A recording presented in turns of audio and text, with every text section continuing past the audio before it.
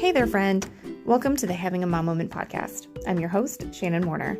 This podcast is all about taking a few moments for yourself and reconnecting to the amazing woman behind the title of mom. You have so many plates spinning at any given time between your kids, your partner, your job, maintaining your household, etc., etc. But where does taking time just for you play into that? Let's spend some time together, you and me, right now. We're going to connect, tune in, and tap into what makes us the incredible woman that we are. We'll nurture ourselves so that we can pour into those who can count on us. We'll also hear from other moms to learn about the ways in which they've tapped into alignment in their own motherhood journeys. Let's roll. We're having a mom moment. Hello, my friends. Welcome to this week's episode of the Having a Mom Moment podcast.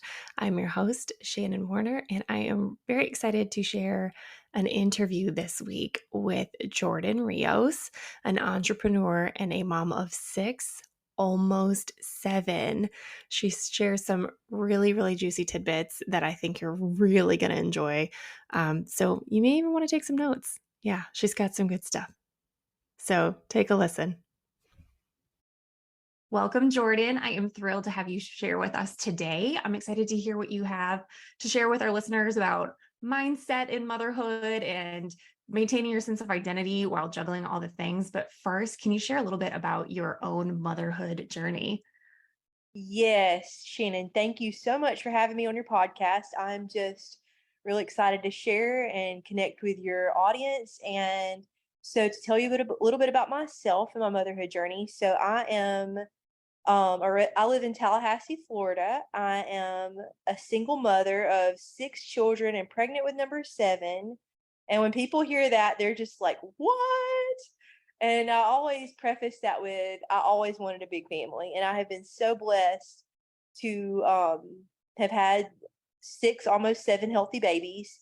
I did not plan to have my kids as close together as they are. My oldest is 9 years old. Their ages are 9, 8, 7, 5, 3, and 1. Wow. And so they're all like doorsteps. Yeah, but I didn't plan to have them that close together. But if you want to hear God laugh, you tell him your plans. And so, that's just how it goes. But I have 3 boys and 3 girls. My tiebreaker, who is due in November, is a little boy. Aw. And so we're all excited. He's the last one. And so, but yeah, I'm 36 years old. I became a mother during my senior year of college when I was 26 years old. And my first daughter was born via C-section 3 weeks before I started student teaching. Wow. So I was a public school teacher for 9 years and recently left that career to pursue coaching and pursue my own business. We lived in Tennessee at that time, and we've also recently relocated to Florida. And I started student teaching with a 3-week-old baby and still pumping throughout the day and nursing throughout the night. I don't remember anything from that period of my life. It was just insane. And the day that I got hired for my first teaching job, so I graduated college that May when she was 5 months old. And the day I got hired for my first teaching job, which I was so excited to start that teaching career, but I came home that night, found out I was pregnant again. Oh my And gosh. I said, so I have my oldest 2 daughters are 14 months apart. She was Wow. born, my second daughter was born my first year teaching. I had extreme morning sickness that pregnancy. I was in the hospital several times with getting IVs of fluids, and it was crazy, but we survived, and here we are, almost 7 kids later. And wasn't always a single mom. That's something that happened recently, but learning to navigate this new season of my life with lots and lots of changes going on.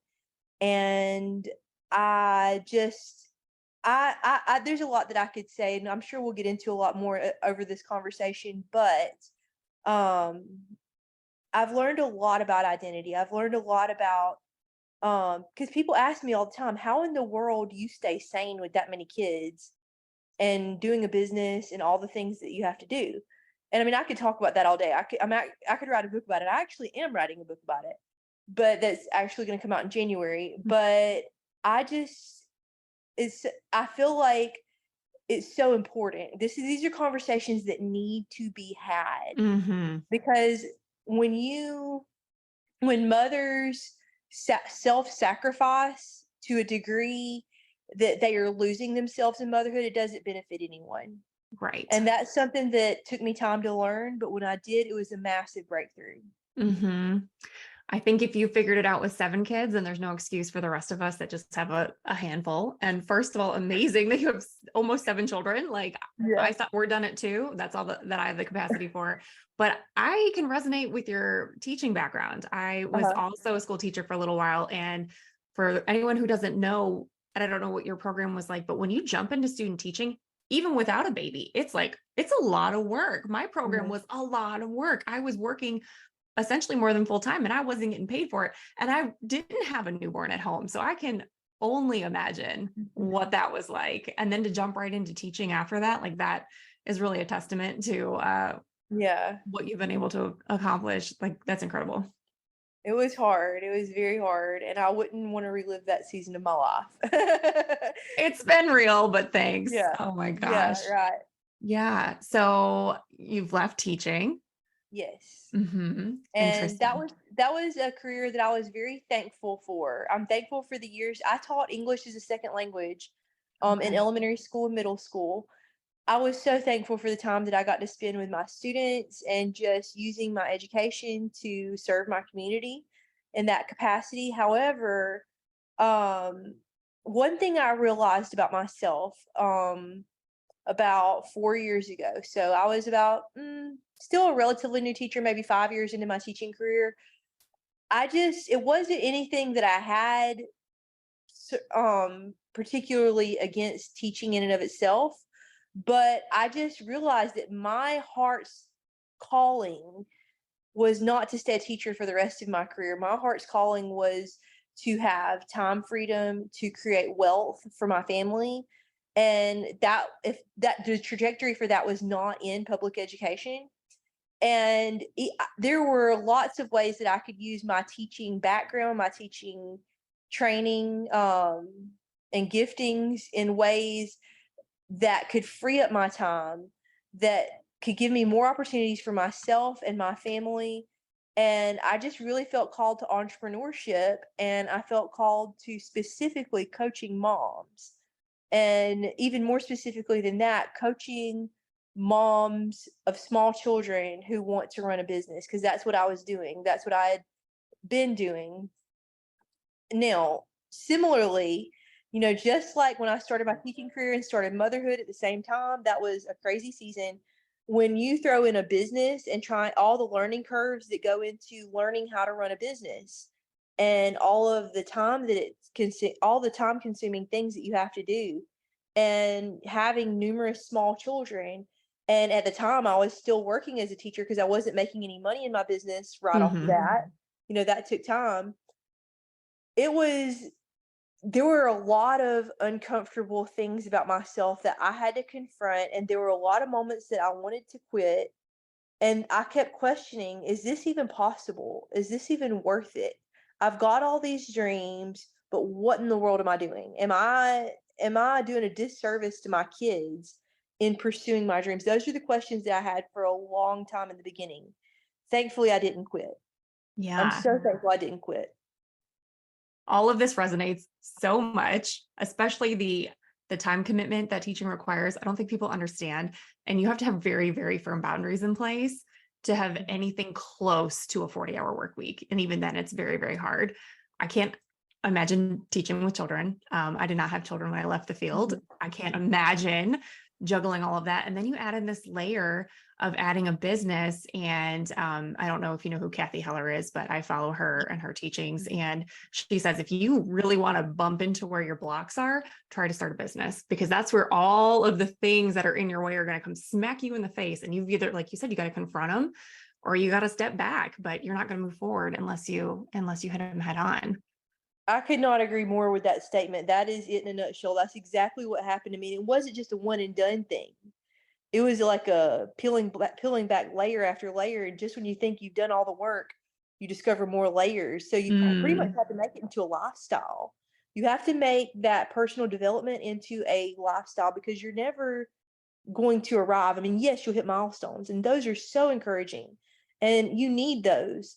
But there's, when you have big lifetime dreams and you're planning the legacy that you want to leave in your family and in your community, and even for yourself, it's not like you're just going to arrive and be able to sit back and say, okay, I'm good, I'm done. I'm just not doing anything anymore. Um, you know, Growth is a lifestyle, and you have to commit to that. And it's Mm. not always easy. Mm-hmm. Yes. I think people who go into education, I think I won't say all, but I think a lot of us have that belief because that's at the core of education and teaching. Yeah. But yeah, the commitment to it, because you're going to continue to hit those blocks as you go in Yeah. building a business. Yeah. So interesting. So almost 7 children, you were Yes. teaching, starting a business. How are you staying in touch with you and your needs and who you were in all of this? And I imagine building the business that Mhm. helps a little bit because you are peeling back those layers. But what do you do? What do you suggest to women who are juggling all these things?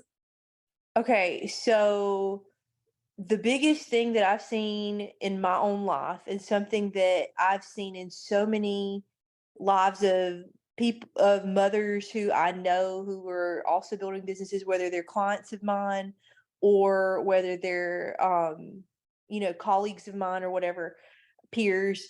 The biggest thing that they're having to work to overcome, or they have worked to overcome, and myself, is the mom guilt. Mm, And the expectations, not only that we have on ourselves from society, but also the expectations that are intrinsic, like internal expectations that we subconsciously place on ourselves, that we think, because, I think mom guilt is a universal thing in the world that we live in today. I think it's something that we all, at some point in time, have to confront, no matter what stage of motherhood you're in, whether you're an expecting mom or whether you're in the postpartum season, whether you have moms of littles, or if you have kids of multiple different age groups. And I mean, I haven't even gotten to the phase where my kids are teenagers yet. mhm. I can't really speak to that, but I mean, I've seen lots of other friends, and after your kids are gone and they don't need you anymore and you have all that to look back on, and it can be so easy to beat yourself up no matter what season you're in, and to live in a subconscious state of mom guilt. And the biggest advice I can give to moms is to pay attention to that and not to stand for it. And that sounds so easy, like, oh, I'm not going to stand for it, but then it's still there. And what I mean by that is, when I say pay attention to it, what's your internal dialogue? Mhm. What is the thought reel that's playing in your head when you think of yourself as a woman and as a mom? Mhm. Because you're an individual before you're a mother. And how I view this was not an overnight thing. Like I said, I had to do all this work. And how I view myself, my business, and motherhood and business are both extensions of myself. And I love that business gives me, in one sense, it gives me the freedom to, if I'm working and my kids are all around me, and my 5-year-old daughter comes up to me, she says, Mommy, can you get me something to drink? Of course, I can stop what I'm doing. That could be a trigger for me. That could be a trigger. Oh gosh, I feel guilty because I don't want to stop what I'm doing and get her a drink. But then I feel guilty because for having those feelings, but then I also feel guilty for stopping and giving her a drink because I've set this deadline and I'm already behind on it. And it's just this big pull.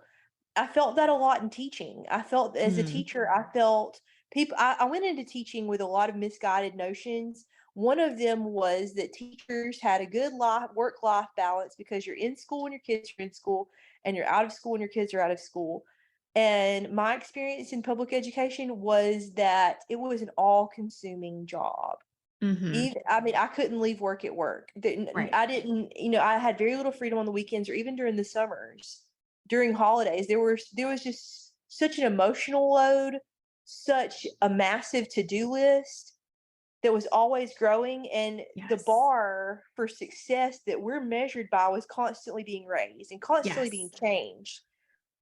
Now, the difference between teaching and entrepreneurship, in my opinion, is that I'm working for a boss. I'm working for a principal in the school system. I'm being told what to do. The lovely, beautiful thing about entrepreneurship is that you create success on your terms.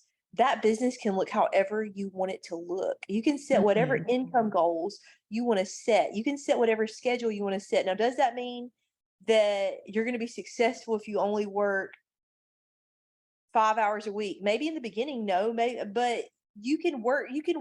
I mean, I'm not going to say you can't, but I will say there's a lot more flexibility because you are your own boss. And Mhm. that comes with its own set of challenges, but those challenges are catalysts for growth if Mhm. you look at them that way.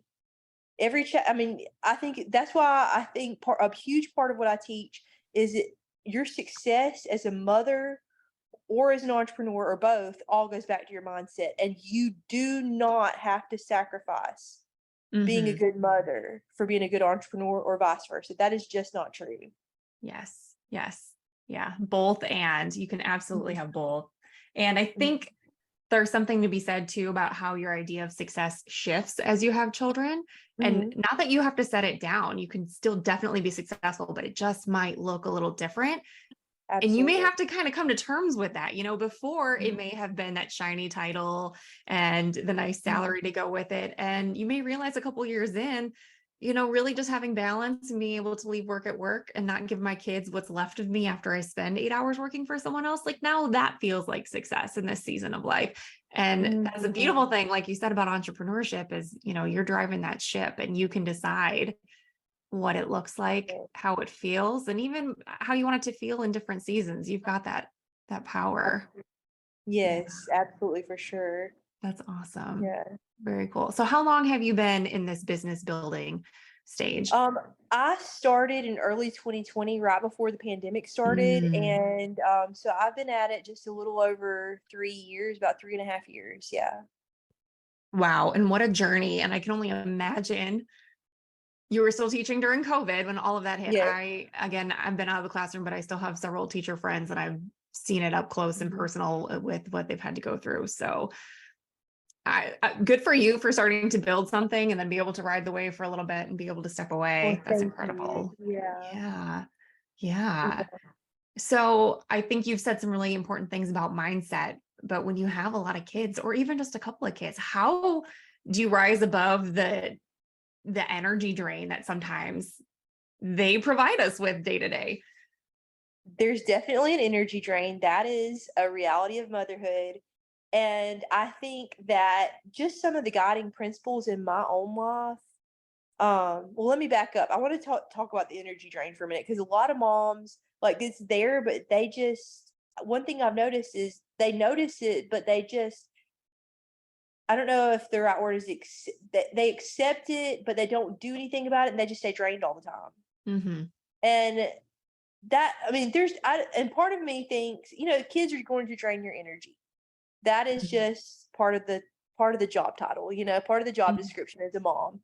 And but I think it's so important that we proactively plan for that. Mm, Because, for example, I didn't expect that when I first became a mom. That was a huge surprise to me.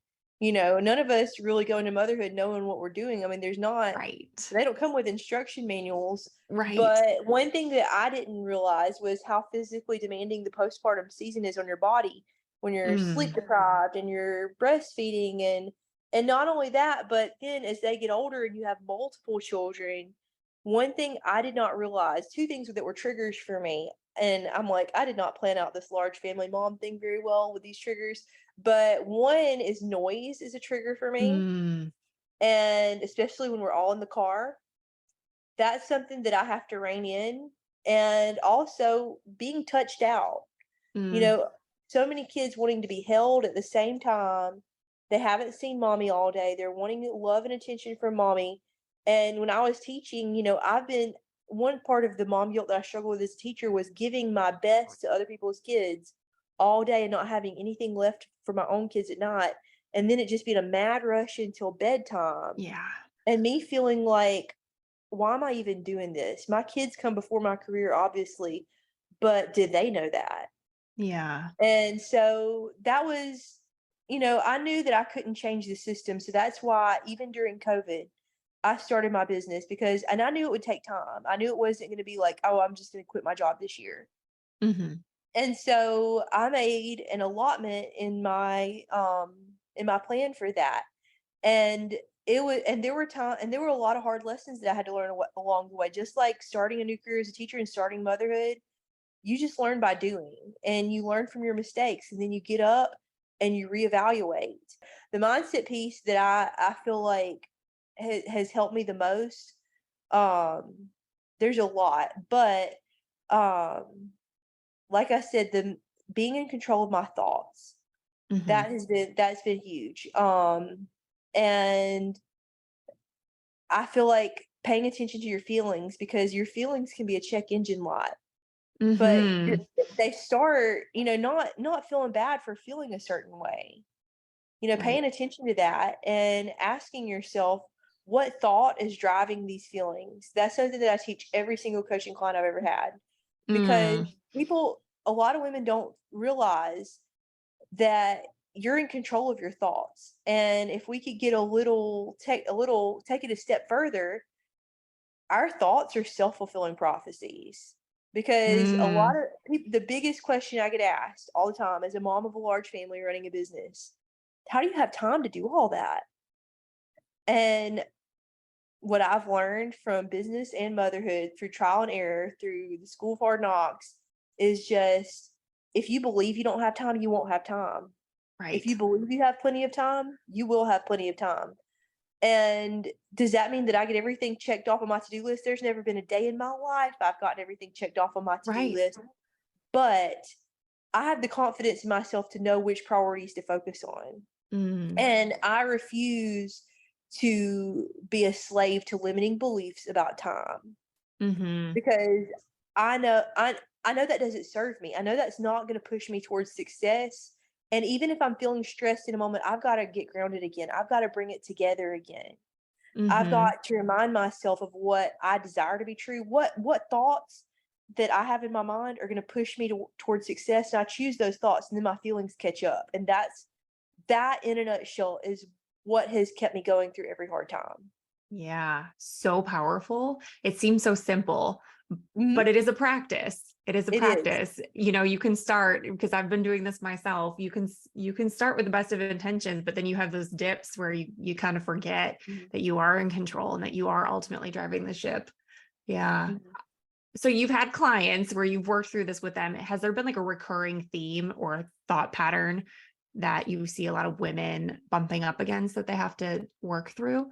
Yes. So I think a big recurring theme, everybody comes to me wanting to know how they can have better balance, better Mm, work-life balance.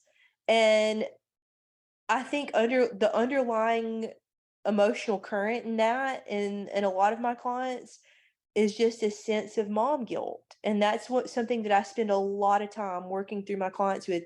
And believe it or not, it's the same thing I just said about time goes right hand in hand with mom guilt, because mom guilt does not have to be your reality. right. You choose what you think about yourself as a mother, and it Yeah. does not have to be something that you have to live with. Now, that doesn't mean you can just decide, okay, I'm not going to deal with it anymore, and it's not going to be there. It takes work. That's why we call it mindset work. That's why we call it inner work. There may be some layers that you have to work through from your own childhood, and that takes a lot of time Hmm. and a lot of courage. But it's so worth it for yourself, for your kids, for your future, for everything, because those tiny changes have massive implications for where you're going. Even if you can just Hmm. do a little bit at a time. And realistically, moms, a little bit at a time is a great plan. Yeah. It's better to be consistent with small things.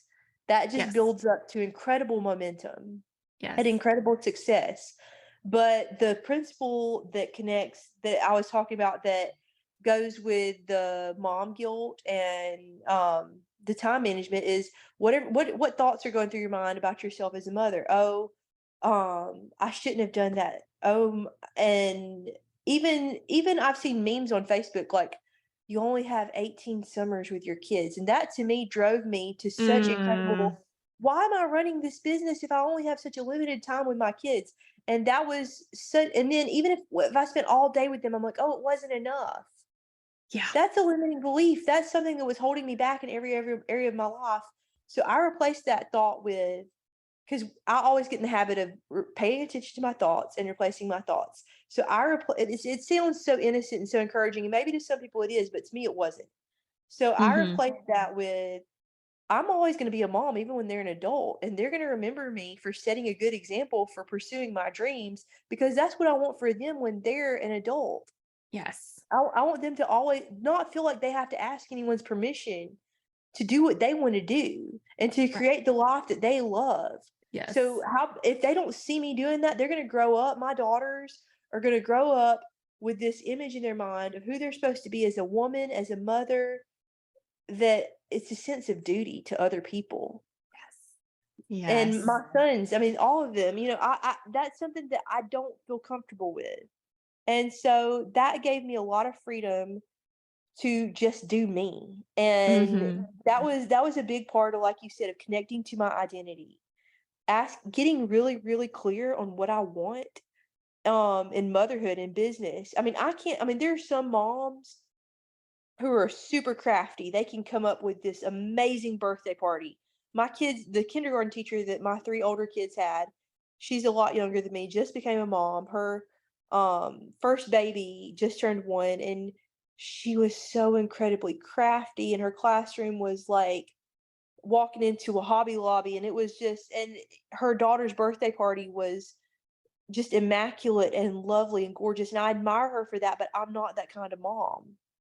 We're going to go to the Yeah. park and have a birthday party, but I am a read aloud mom. We can burn through some chapter books and do the voices. And some moms are excellent cooks. I'm okay at that, but I'm okay with being okay at that. Yeah. You can't be, you need to own your own that I think that's part of owning your identity as a mom, is loving what you're good at and capitalizing on those things, and Oh. not feeling like, not comparing yourself to other moms you see on social media. Not Oh, that's comparing so your good. Yeah, not comparing your day-to-day reality to somebody else's highlight reel. Mm-hmm. I mean, and not even wanting to be that. Loving yourself for who you are will help you to be present with your kids for the time that you are with them. And they won't remember you for, oh, my mom never gave me this.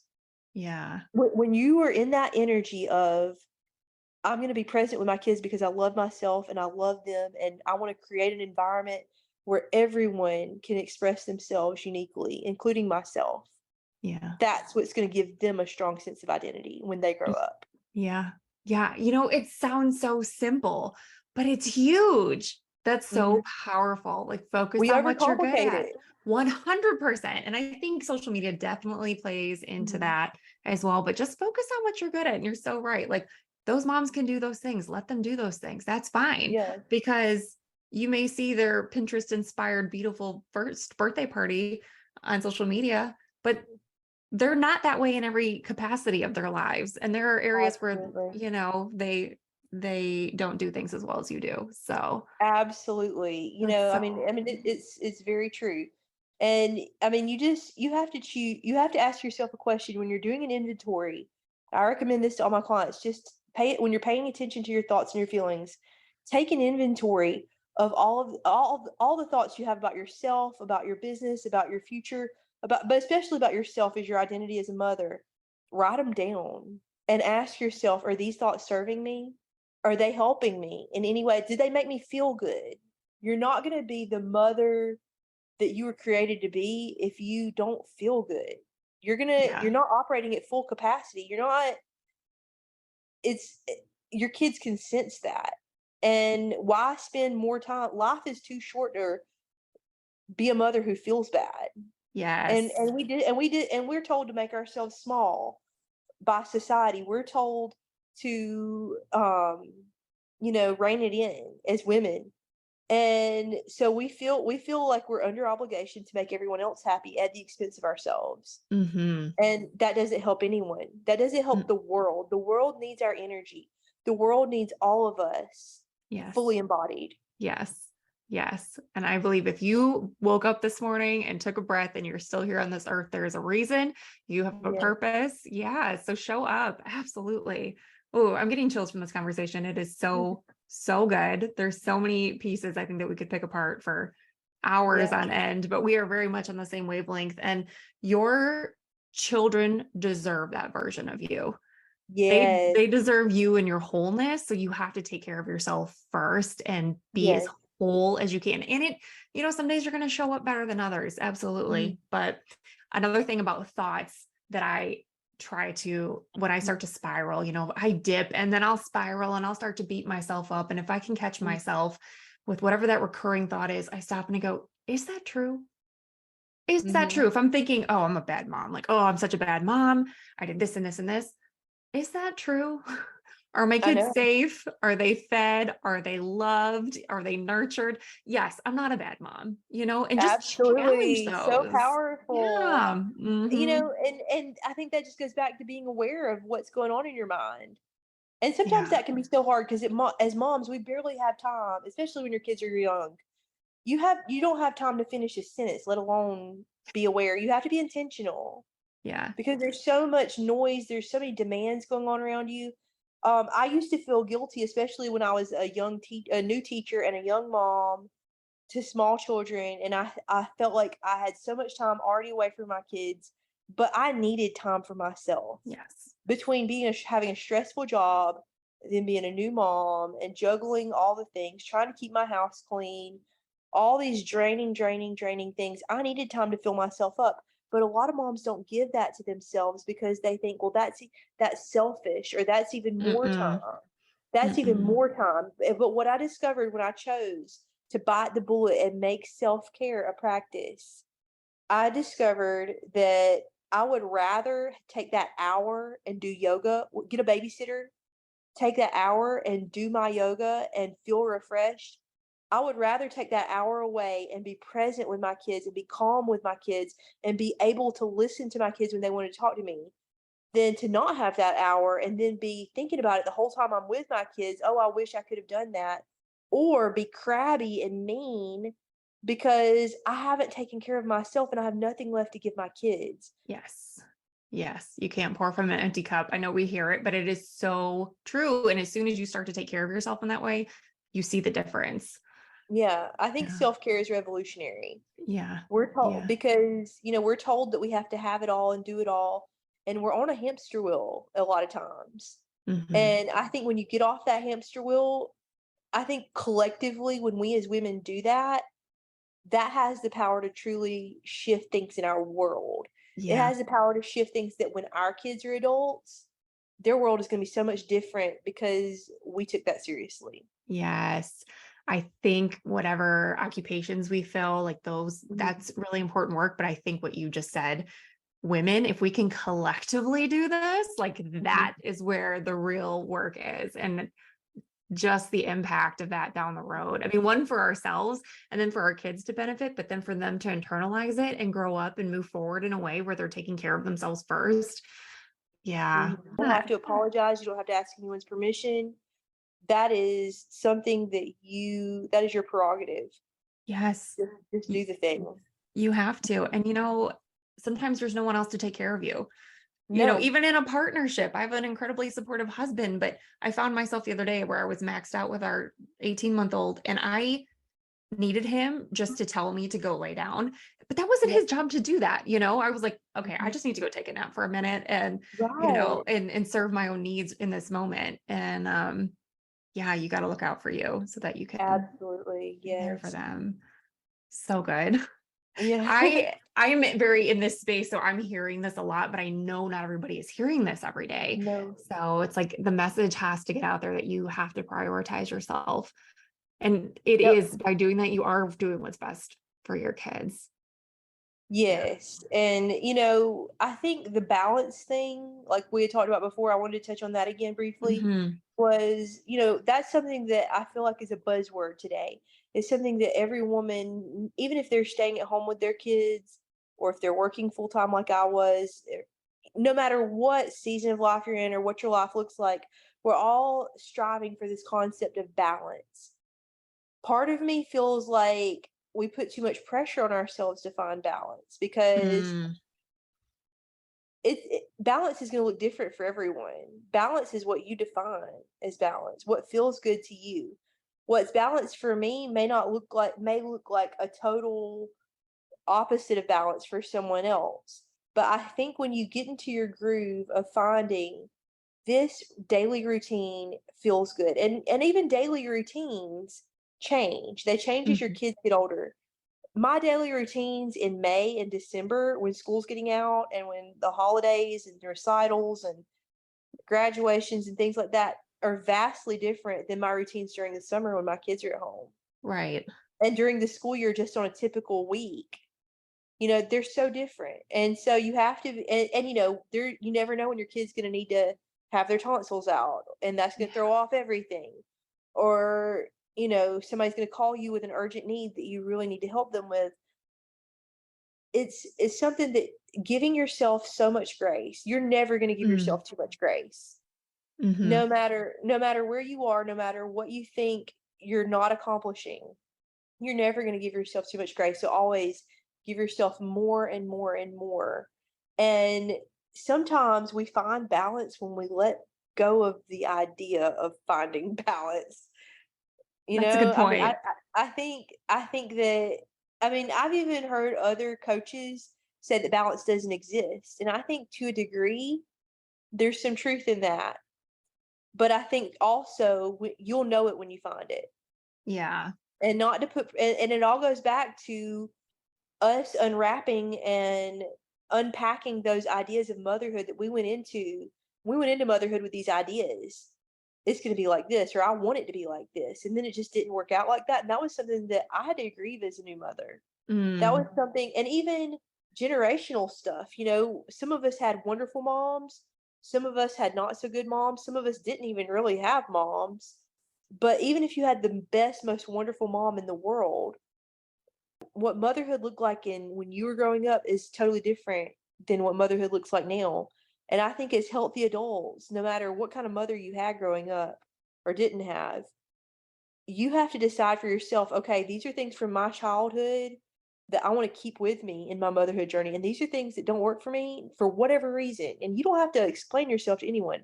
I'm going to throw out, and I'm not doing it with my kids. yeah. And that doesn't mean that you're disrespecting your own mother. That doesn't mean that that doesn't mean anything, really. I mean, it is that's you owning your motherhood. That's you assertively saying, this is the kind of mother that I want to be. Mhm. And doing it. I mean, that's huge. Yeah. I think a lot of women are out there looking for permission to set things down or to change or shake up what they're doing. You don't need permission. Here's your permission. We're giving you permission today. Set it down. Do it Absolutely. differently. Yeah. Yeah. Wow. I think we've kind of touched on it a little bit, but was there anything in particular that you weren't expecting to shake up in you in motherhood?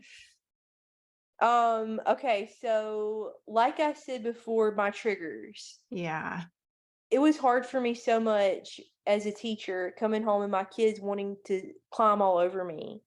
And I was just touched out. That was just a thing for me. And I just giving myself permission to take care of myself in such a way, and even setting boundaries with my kids, Mm-hmm. not feeling guilty about it. Mm-hmm. Telling them, mommy needs some space for a moment, but we'll do this in a minute. They might have gotten mad, and that might have made me feel bad in that moment as a mother. Well, I've been away from them all day and they just need me, and I can't even do this one little thing right now.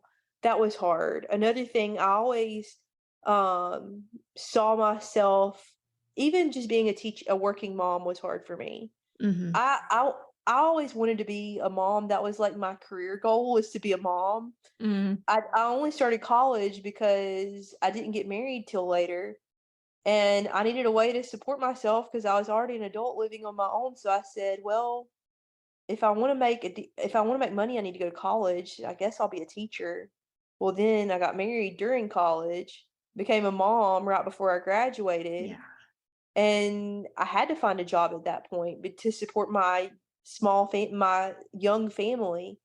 And so it kind of felt like, okay, I have got to figure out this working mom thing when that was never in the plans. I always wanted to be a stay-at-home mom.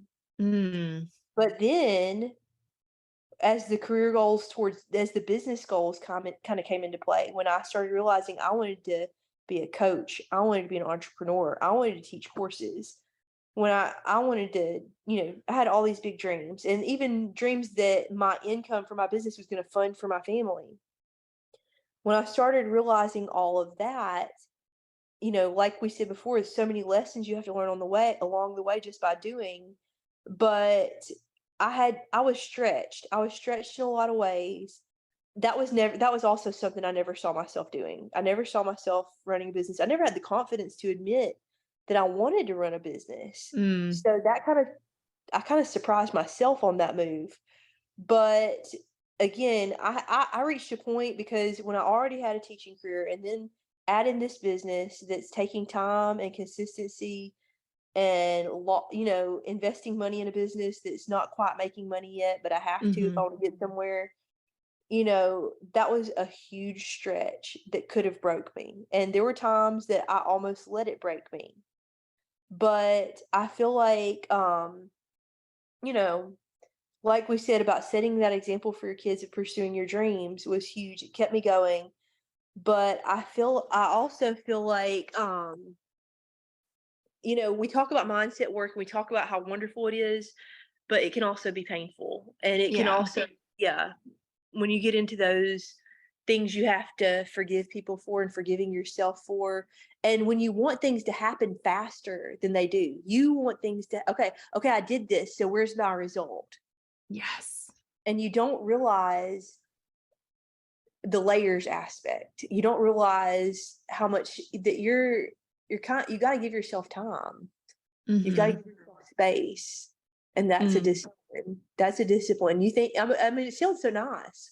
I'm going to give myself time and space. What mother doesn't want time and space? But then when Right. you've got the demands of your kids who need you, and you've got that voice in the back of your head telling you, well, you're going to be a bad mom if you take more time away from your kids. Well, you're going to be a bad mom if you don't do these things for your kids. And how Mhm. dare you do those things? You know, Mhm.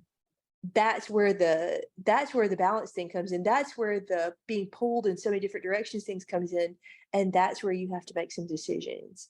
And when I Yes. made those decisions, they were not easy decisions. There were a lot of moving parts that I had to figure out. And there were a lot of pivots that I had to make along the way to get to a successful place in my business where I didn't struggle with mom guilt anymore. That's part of my messaging in my business is I help mompreneurs of young children to create time for their business, which in turn creates money for their business without the mom guilt. That's what I tell my clients. That's what I tell people when they ask me what I do.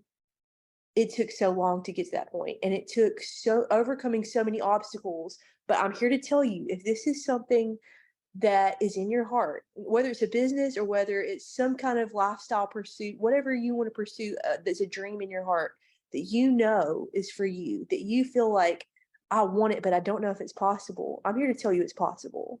That's the first step. You have to believe it's possible. It's Yes. even within the realm of possibilities. If you can imagine it, it's possible. I Yes. believe that. Yeah. Yeah. I believe if you feel like you have a calling, that was for you. So it is destined for you. There is a path for you. You just, like you said, you got to decide and move Yeah. forward. So, Yes. so quick story I want to share that I heard on an audio recently. There's a motivational speaker. I don't know if you've ever heard of him, Les Brown. So Mhm. he shared a story about this, and just a fictional story.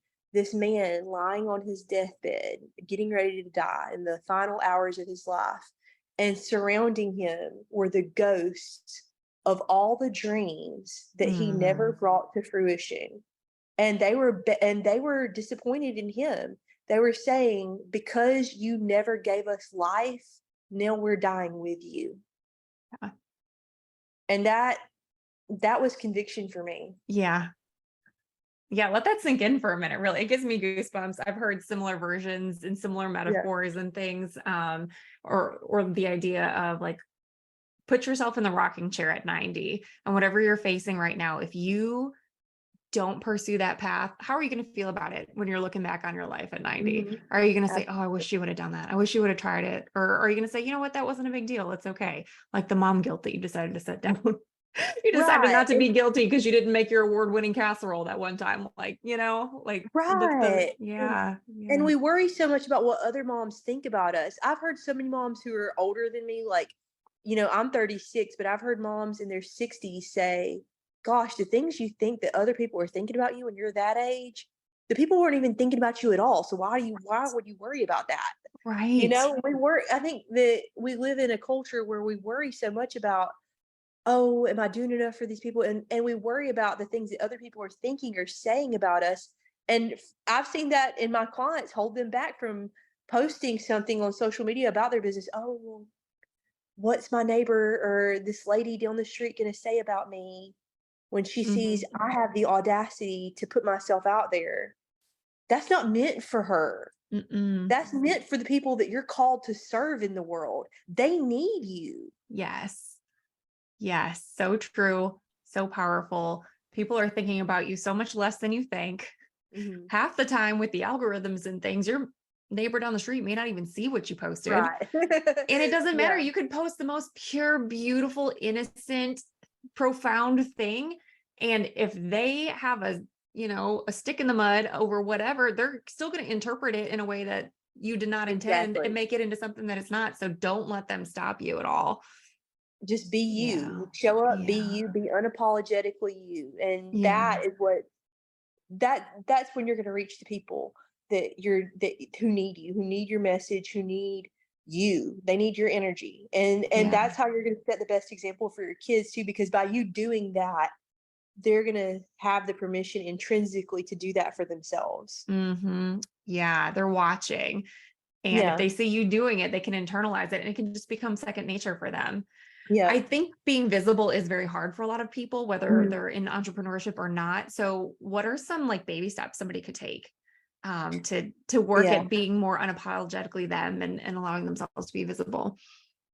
So a couple of things I can suggest. That was something that I struggled with kind of in the beginning, but I was able to move through it pretty quickly. And one thing that really helped me was beginning my work with affirmations. So, Mm, and that goes right back to your thoughts. Whatever those thoughts are that make you want to do what you want to do, choose those thoughts. Your thoughts create your feelings create your actions, and your yes. actions create your results. So you have to start with the thoughts. And it's so simple. When you start doing it, you're like, where has this been my whole life? Why didn't Right. I learn this in school? Because this works and it's not even that hard. Right. And I think making a practice of that you're going to see massive shifts in your life. So for example, a lot of my clients are scared to do live video. I used to be like that, but now when I do live video, I might have a child like pulling on my shirt, and I'm like, well, hold on just a minute, or hi, this is Lydia, whatever. Yeah. I mean, it's no big deal to me. My house doesn't have to be spotless. I just show up, and I don't have to have any preparation or prompting. I just talk, Hmm. and I've gotten a lot of responses from that, and just being consistent. But the big thing is, in order to get over that fear, you just kind of have to do it. Yes. You just kind of have to do it, and then you get better at it and you get less nervous the more times you do it. And then you're even able to look back and critique yourself um without that feeling of, oh, I did something bad. You're able to critique yourself from a way of, oh, I should try this next time. That's a whole different vibe than I did that thing that I shouldn't have done, and now it's on social media and everybody can see it. No, it's like, oh, well, that was a good try, and I'm proud of myself for putting that effort. And next time, I'm going to do this, and it's going to be even better. Totally different energy there. Yeah. But you have to do it scared. You have to do it Mm. scared the first couple of times Hmm. to get to that point to where you're confident enough to just pull up your phone and do it and press play. Yeah. Yeah. Or just try to muster just a few seconds of courage. That's all it takes. Just a few Yep, seconds, just to, and absolutely. yeah. And I heard one time, I forgot who said it. Oh, I wish I could give them credit. One of the many online things that I've listened to or been a Uh-huh. part of, but they're like, think about your client and think about who you're trying to help. Think about the problem that they're experiencing right now, because most of the time it's things that we've Mhm. experienced ourselves and we're on the other Yeah. side of it. But think about them and how you can help them and where they are right now and how badly they need you. And now how quick are you going to run to get to them? Because you know where they Yes. are.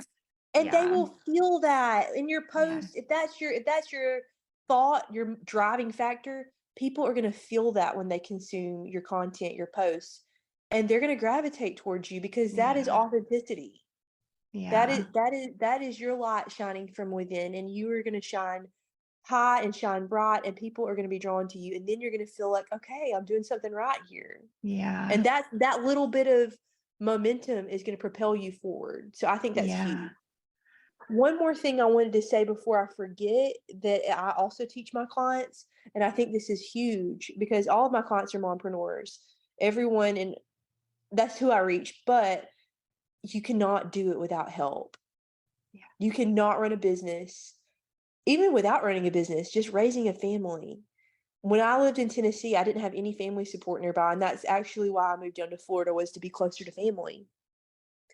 And that's been great. But my challenge to anyone in your audience who has ambitions of starting a business or who currently has a business, but who feels stretched thin, who is behind on things, who has these tasks that they know they need to do, like editing videos or whatever, and you don't like doing it, and you're thinking to yourself, oh, get help from the beginning before you even start making money. Mm. That was the best decision I ever made. And I always had this belief, oh, I want help. I'm not opposed to asking for help, like a virtual assistant or something, or even someone to help with my laundry or something like that. Yeah. A personal assistant, whatever kind of assistance you feel that you need. I always said, well, when I'm making this amount of money, that's when I'll hire someone. And my coach, James Wedmore, actually corrected me. No, you hire help now, Yes. and you will make money so much faster. It's so much more sustainable in business. And there's ways to do it that don't cost a lot of money. It costs a lot less money than you think, and you will make money faster. You'll make more money. And you're delegating the tasks that you don't have to do. Anything that you don't have to do. Okay, recording a live video, it has to be my face in front of the Yeah. camera. So that's not on that list. But there's a million little tasks that I can send to my VA. And I'm so Yeah. thankful that I listened to him and I took the courage. And at first I was thinking, gosh, well, I don't know if I have the strength and the knowledge to lead a team or to be someone's boss. That was a limiting belief that was holding me back. And I had to just kind of muster that up by doing it. Yeah. That changed my business. And having childcare for my kids when I need it is huge as well.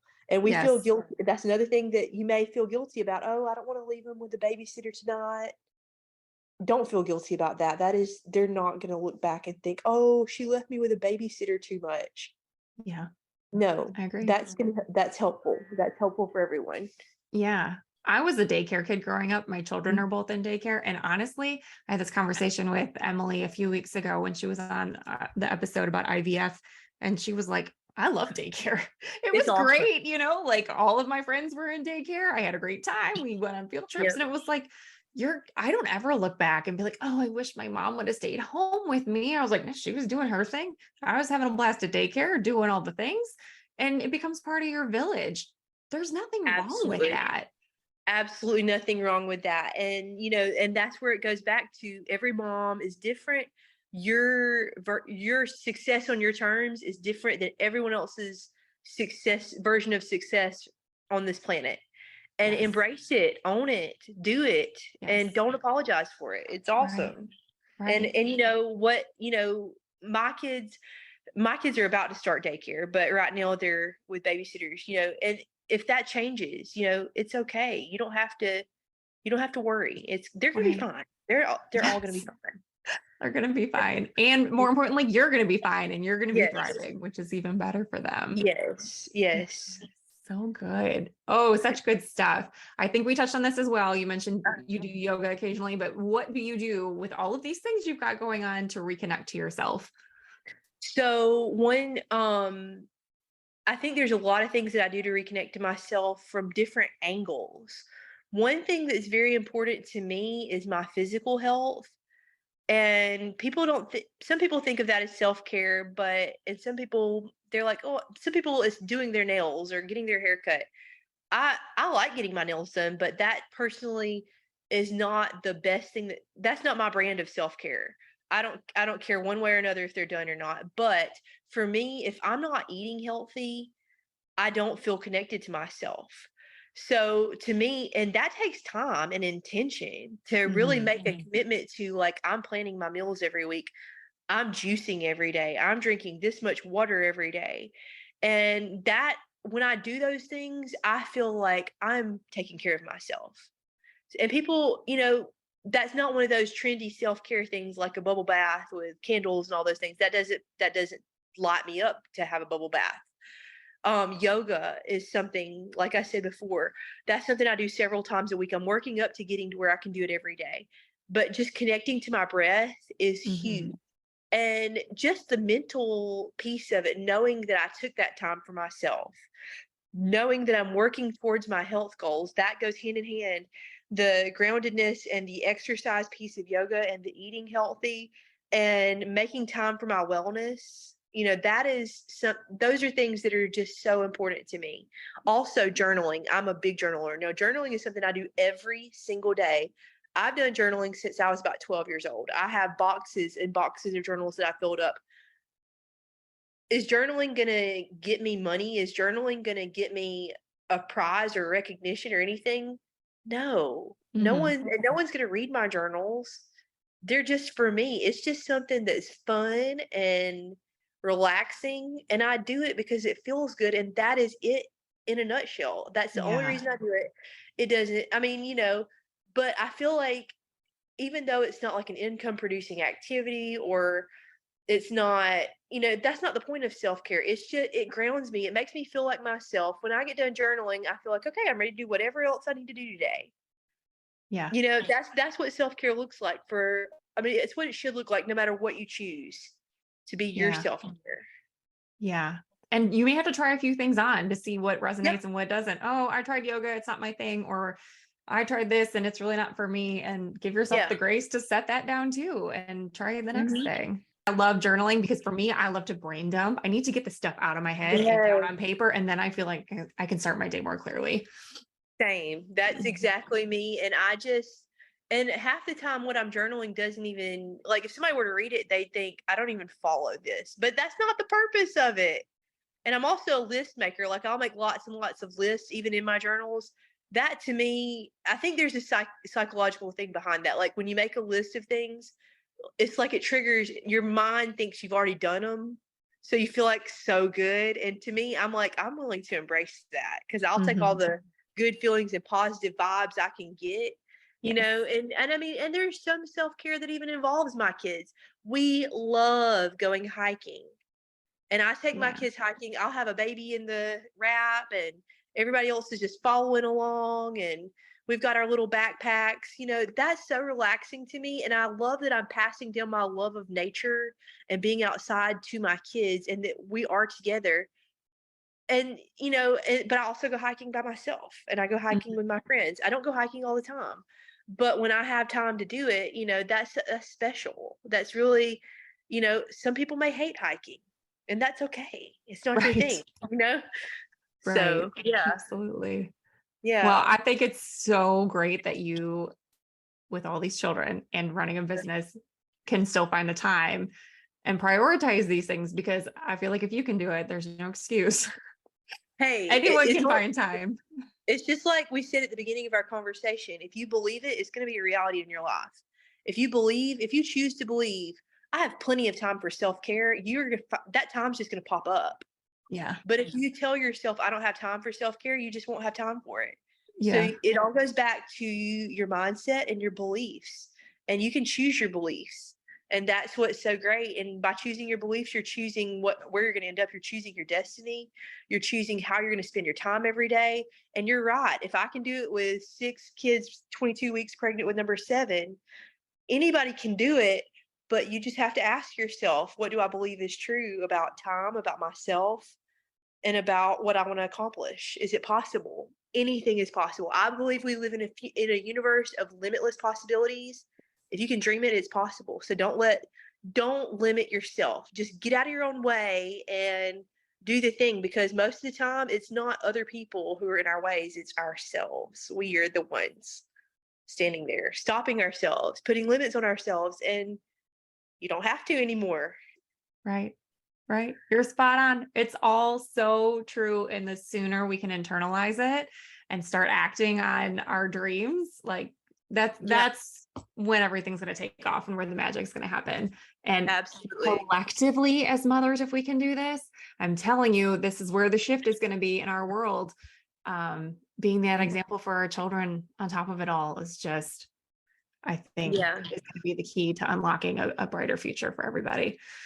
I think So so too. yeah, and I had a clairvoyant friend of the family. I think I've said this before on my podcast, but she said this generation of children is here to change the world. And whether or not you believe in clairvoyance or Sure, whatever, sure. like I really think there's something to be said about how special these little ones are and the power that they really have. So if we can just start setting such a beautiful example for them that Yeah. these behaviors become second nature, imagine what a springboard that's going to be for them. We can be on the front end of that change. We can be the ones Yeah. telling them, well, I remember when it wasn't like that, but look what we accomplished together. Yeah, absolutely. I get That's goosebumps. huge. I know. It's It's awesome. so good. It's so good. Yeah. This was all so juicy. So if somebody wants to work with you, can you tell us a little bit about your offers, where they can find Sure. you? Here's jordanmrios.com, and there you can find information if you're interested in booking a one-on-one coaching call with me. I do have some availability in that area on August 31st. If you're interested in just kind of trying out something for free, I'm having a free webinar at 5 o'clock Eastern called Creating More Time for Your Business for Busy Mompreneurs. So if you're a mompreneur, you want to be a mompreneur, you're busy. I mean, that's all of us. And you're thinking, I wish I had more time for my business, just an hour on Zoom. It's going to be awesome. So I'll send Shannon the link to that so that you can easily find it. And yeah, I'm launching my podcast August 7th, High Vibe Mompreneurs. And so, yeah, that's kind of my things. I'm on all the social medias. So yeah, you can just find me. I'm either Jordan Rios or Jordan M. Rios, depending on where you look. Awesome. And we'll put all of that Yeah, information in the show notes. Everyone can find you awesome. on their preferred medium. So great. I have to ask real quick, are you bumping up against anything starting your podcast? Because that was my experience as well. I was like, ooh, do I really have something to say? And is anyone going to want to listen? And I think in the beginning, yes. In the beginning, when I first had the idea to launch a podcast, I kind of had some brain fog and I was kind of like, okay, what do I say? But I'm the type of person, like, and I think you'll relate to this as a journaler. Like, when I get a piece of paper and I just start brain dumping, the ideas just come. And then I'm like, where do I even start now? I've got so yeah, many ideas.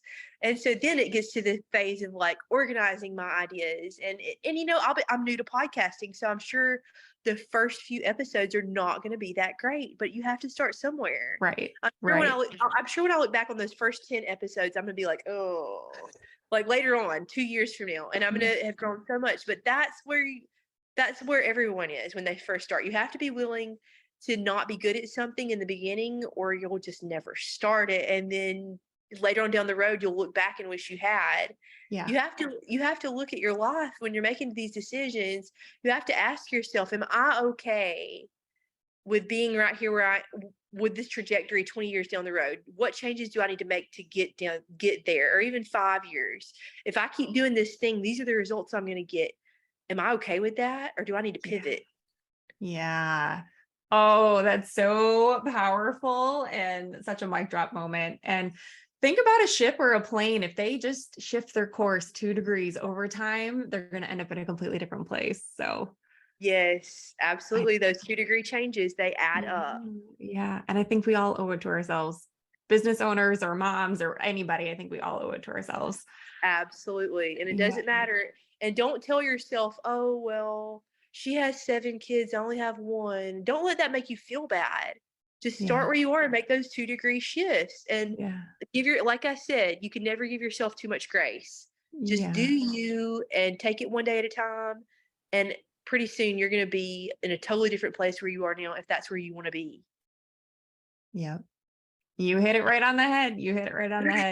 This was so good, Jordan. Thank you so much for your time and sharing your wisdom. And I know listeners definitely got a lot out of this. So thank you so Awesome. Well, much. thank you for having me. And hey, we need to set up a time now that I'm launching my podcast. I'd love for you to interact with my audience as well and get to talk to you as well. Yeah, I would love that. That would be great. Thank you. I know you're a busy woman, so we so appreciate you being here. Thank you. Thank you so much for having me.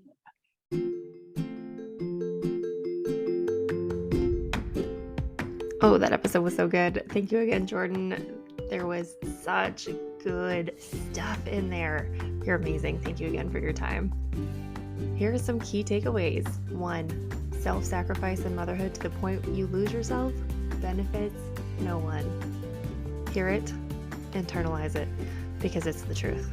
Number 2, mom guilt is universal, but it doesn't have to be your reality. You choose what you think about yourself as a mother. Pay attention to your internal dialogue about yourself as a woman and a mom. 3, being in control of your thoughts and paying attention to your feelings makes all the difference. Ask yourself, what is the thought behind these feelings? What do you desire to be true? Choose your thoughts that will push you towards success, and your feelings will catch up. Your thoughts create your feelings create your actions create your results. You just have to start with your thoughts. Number 4, be mindful of what you're modeling for your children. Do you want them to believe that they can do anything? Show them in your own life. Number 5, own your personal identity as a mom. Focus on what you're good at, capitalize on those things, and stop comparing yourself to what you see on social media. Number 6, we're all chasing the idea of balance. Balance looks different for each person and different in each season. What daily routine feels good? You're never going to give yourself too much grace. Sometimes we find balance when we let go of the idea of finding balance, and you'll know it when you find it. Number 7, you don't need permission to set down the things that are not serving you. You can start doing things differently today. Number 8, if you have a dream in your heart, it's possible. If you can imagine it, it's possible. The people you are called to serve need you.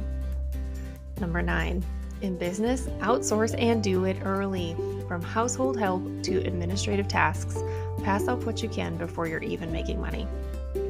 And number 10, if you're afraid of the next step, ask yourself, am I okay being in the same place by doing this same thing 5, 10, or 20 years down the road?